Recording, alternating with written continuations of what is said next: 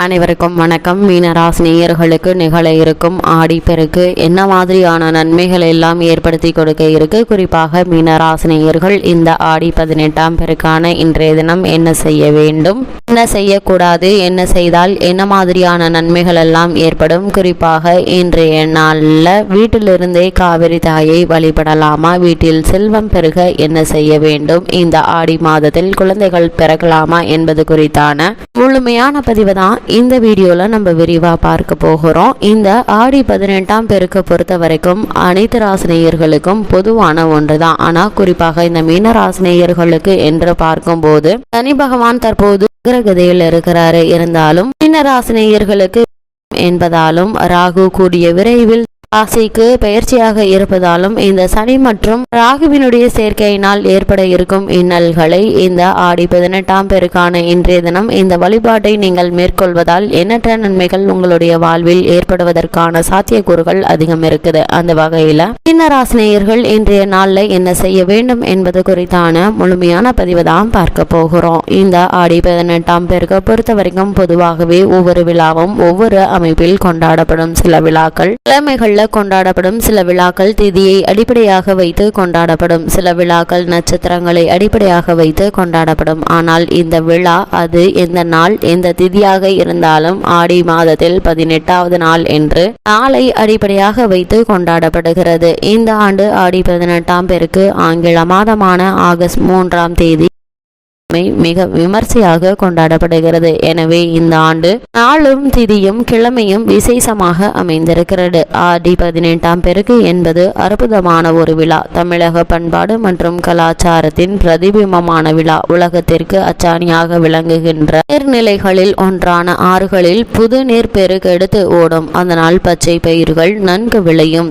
அந்த ஆறுகளையும் ஆறுகளில் ஓடும் நீரையும் தெய்வமாக நினைத்து கொண்டாடி மகிழும் நாள் ஆடி பெருக்கு. ஆடியில் செய்யும் வழிபாடு மிக பெரிய செல்வ பெருக்கத்தையும் குடும்பத்தில் இன்ப பெருக்கையும் வழங்கும். ஆடிப்பெருக்கு திருநாளன்று பெண்கள் அனைவரும் தங்களுடைய வீட்டிற்கு அருகாமையில் உள்ள ஆறு கால்வாய்கள் முதலில் நீர்நிலைகளுக்கு சென்று அந்த நீருக்கு முன்னால் விளக்கேற்றி வைத்து வாழை இலையில் படையல் இட்டு தேங்காய் உடைத்து கற்பூர தூப தீபங்கள் காட்டி புது அரிசி வெல்லம் கலந்து வைத்து சித்திராங்கனங்களை படைத்து குதூகலமாக கொண்டாடுவது உண்டு. குறிப்பாக மீனராசினியர்கள் இந்த ஆடிப்பெருக்கை நீங்கள் வழிபடுவதன் மூலமாக உங்களுடைய குடும்பத்தில் செல்வ பெருக்கத்தையும் குடும்பத்தில் இன்ப பெருக்கையும் உங்களுக்கு ஏற்படுவதற்கான சாத்தியக்கூறுகள் அதிகம் இருக்குதுங்க. அன்று நீர்நிலைகளுக்கு சென்று சீர் செய்வார்கள். வாழை மட்டையில் அகல் விளக்குகளை ஏற்றி நீரில் விடுவது சில இடங்களில் நடைபெறும். புதிதாக திருமணம் ஆனவர்கள் அன்று தாலி கயிறு மாற்றிக்கொள்வார்கள். திருமணமாகாத பெண்களும் திருமணமான பெண்களிடம் இருந்து வாங்கி மஞ்சள் சரடு அணிவதன் மூலமாக அவர்களுக்கும் மிக விரைவில் திருமணமாகும். ஆறு குளம் முதலியன அருகே இல்லாதவர்கள் தங்கள் வீட்டில் போர்வெல் அல்லது அடிப்பம்பு இருந்தால் அந்த குழாய் அடியிலும் பூஜை செய்யலாம். அல்லது ஒரு சிறு குடத்தில் தண்ணீர் எடுத்து அதில் அரைத்த மஞ்சளை கரைத்து வைத்து படைக்கலாம். விளக்கேற்றி வைத்து குட தண்ணீரில் பூக்களை போட வேண்டும். கற்பூர ஆராத்தி அல்லது நெய் தீபம் காட்ட வேண்டும். அந்த நீரையே புண்ணிய நதிகளாக நினைத்து கொண்டு மந்திரத்தை சொல்ல வேண்டும்.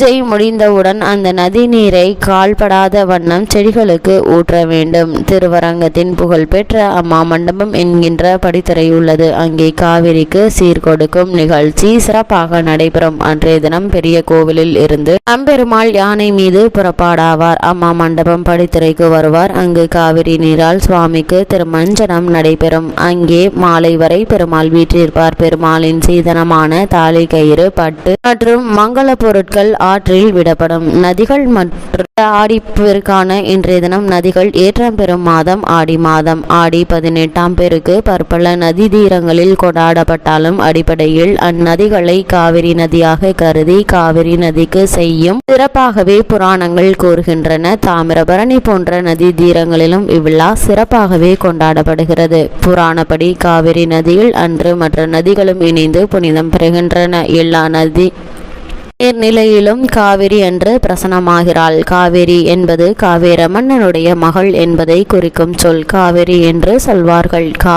என்றால் சோலை, விரி என்றால் பயிர்கள் செழித்து வளர செய்வது என்று பொருள். தான் தோன்றிய இடத்திலிருந்து கடலில் கலக்கின்ற இடம் வரை அத்தனை இடங்களிலும் பசுமையான சோலைகளை வளர்த்து செல்கிறது காவிரி. காவிரி கடலில் கலக்கும் இடத்திற்கு காவிரி பூம்பட்டினம் என்றுதான் பெயர்.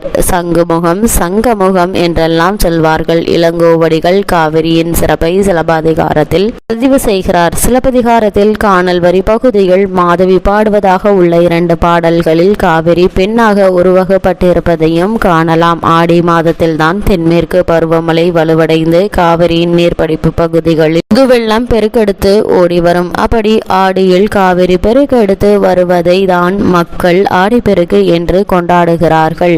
ஆறு மக்களின் ஜீவநாடியாதலால் அதில் ஆடி மாதம் புது நீர் வருவதை கொண்டாடுவது பல நூற்றாண்டுகளாக தமிழர் மரபாக பின்பற்றப்படுகிறது. காவிரி கரையோரங்களில் இந்த விழா களை கட்டும். சாஸ்திரம் ஒரு ஸ்லோகத்தில் காவிரி அனைத்து பாவங்களையும் தீர்த்து புனிதமாக்குகிறது என்பதை சொல்கிறது. ஒருவன் இந்த ஊரில் பாவம் செய்திருந்தாலும் அதற்கு பிராயச்சித்தமாக அவன் புண்ணிய தீர்த்தங்களில் பாவ விமோச்சனம் பெறலாம். புண்ணிய திருத்தலங்களில் பாவம் செய்தால் அதை காசிக்கு சென்று பரிகாரம் செய்யலாம். காசியில் ஒருவன் பாவம் செய்தால் புனித நகரமாகிய கும்பகோணத்தில் வந்து பாவ விமோச்சனம் தேடலாம். ஆனால் கும்பகோணத்திலேயே ஒருவன் பாவம் செய்துவிட்டால் அதை காவிரி நதியில் தீர்த்தமாடி பிராயச்சித்தம் செய்து கொள்ளலாம். ஆடிப்பெருக்கு அன்று காவிரி அன்னைக்கு சேர் செய்து வணங்குவது வழக்கமாக உள்ளது. அந்த நாளில் அனைத்து நீர்நிலைகளிலும் அன்னை காவிரி எழுந்தருளியிருப்பாள் என்பது ஐதீகம். ஆடிப்பெருக்கு திருவிழா ஸ்ரீரங்கம் அம்மா மண்டப படித்துறையில் விமர்சையாக நடைபெறும். அப்போது பெருமாள் அம்மா மண்டபத்திற்கு எழுந்தருள்வார். யானையின் மீது சிறுவரிசை கொண்டு வந்து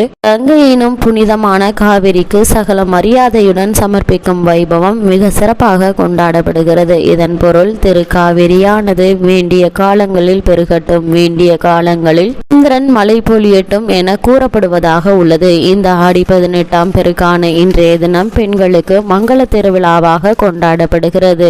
பூமாதேவி அவதரித்த இந்த ஆடியில்தான் எல்லா நதிகளும் புனிதம் பெறுகின்றன. அப்படிப்பட்ட இந்த ஆடி மாதத்தில் குழந்தைகள் பிறந்தால் அவர்கள் பூமாதேவியின் அம்சமாக கருதப்படுகிறார்கள். அவர்களிடம் சிறப்பம்சங்கள் நிறைந்த ஆணக்கூடியவர்கள் இந்த ஆடி மாதத்தில் பிறந்த குழந்தைகள். இந்த ஆடி மாதத்தில் தான் நதிக்கரையில் சென்று பெண்கள் பூஜை செய்து நலம் பெறுகின்றனர். பூஜையின் மூலம் சகல தோஷங்களும் நீங்குகின்றன. புதுமண தம்பதிகள் ஆடி பால் வைப்பதும் இந்த மாதத்தில் தான். ஆடி 18ற்கு சில நாட்களுக்கு முன்பாக நவதானியங்களை முளைப்பாலிகையாக வைப்பார்கள். ஆடி 18 அன்று பிற்பகல் வேளையில் முளைப்பாலிகையை ஏந்தி ஊர்வலமாக ஆற்றுக்கு செல்வர். ஆற்றங்கரையில் பசுஞ்சாணத்தில் பிள்ளையார் பிடித்து வைப்பர். முளைப்பாலிகையை வரிசையாக வைப்பார்கள். தலைவாளிலேயில் பச்சரிசி வெல்லம் போட்டு கலந்து படைப்பார்கள். காதோல கருகமணி, வளையல்கள், தாம்பூலம், எலுமிச்சைங்கனி, எல்லாம் நாவற்பழம், வாழைப்பழம், பூச்சரம் இவற்றுடன் காப்பரிசியும் படைத்து தீபம் ஏற்றி தேங்காய் உடைத்து கற்பூரம் காட்டி வணங்குவார்கள். அன்றைய தினம் சுமங்கலிகள் தாலி கயிறை மாற்றுவார்கள். திருமணம்,